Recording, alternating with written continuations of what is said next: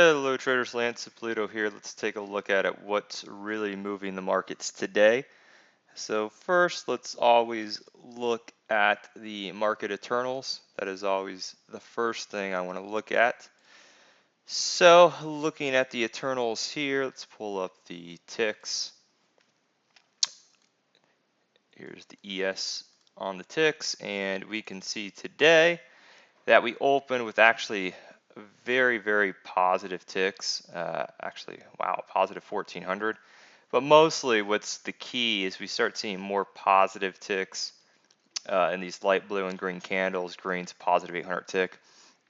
Very bullish. Here in the ticks, you could see these yellow, or down here, here's zero right here. I mean, hardly no 1 minute candles finishing in negative tick range. It's almost noon here, and we're starting to see negative 200. So usually negative 800 is institutional selling. So let's look at yesterday as an example. So yesterday, as the market sold off here from the highs, we had all this selling. We actually had some negative 800 ticks. But today, we don't see any selling. We see very positive ticks. So selling yesterday, but really light volume. This was really only the large selling, and then at the close. And today we're seeing buying, so a little bit of choppiness. So how do we make out what to do here? A couple things. The banks are hot. I'm looking at a lot of institutional call buying in the banks, whether it be Bank of America, JP Morgan, or the XLF. So let's just look at the ETF, the XLF, and we see here we have a trend line breakout. Now we failed on it last time. We traded lower, we had a slight pullback, but here we have another potential breakout here. So if we cross 2359 in the XLF, I think it's green light back up till we retest the highs.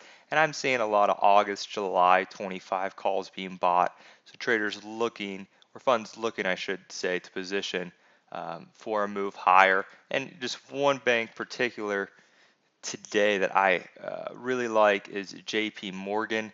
See, JP Morgan actually held up very well. It's kind of laddering up on a breakout. I would like to see more volume here in JP Morgan, but the JP Morgan and Bank of America, or Bank of America and Citigroup. Bank of America is still in this channel, but if you like potential breakouts there, and then Citigroup actually right near all-time highs, only about 30 cents away.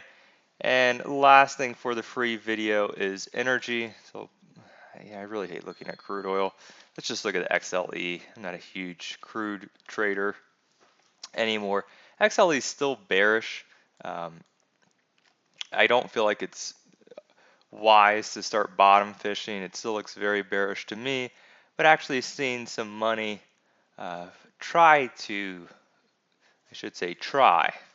start looking into some energy names. Like MRO had some decent activity today. So again, I wouldn't be bottom fishing. I'm not, Halliburton, MRO, these names, and the crude oil market, energy market, kind of avoiding that and looking more at financials, and also real estate still looks decently attractive in your home builders, Lanier, KBH, and KBH actually earnings that worked out, and Toll Brothers. So names are looking well. Interest rate sensitive products, financials, home builders. I think those are two to keep an eye on, and of course biotech. I'll get into this more of the premium video. Biotech starting to move again after a slight pullback. Again, this is healthcare dependent, but biotech still, a lot of money can be put into biotechs by funds. So you're going to probably see if risk goes completely back on, maybe out of, not, I don't want to say out of tech, but just at a faster rate into biotech than to tech. Thanks, everyone.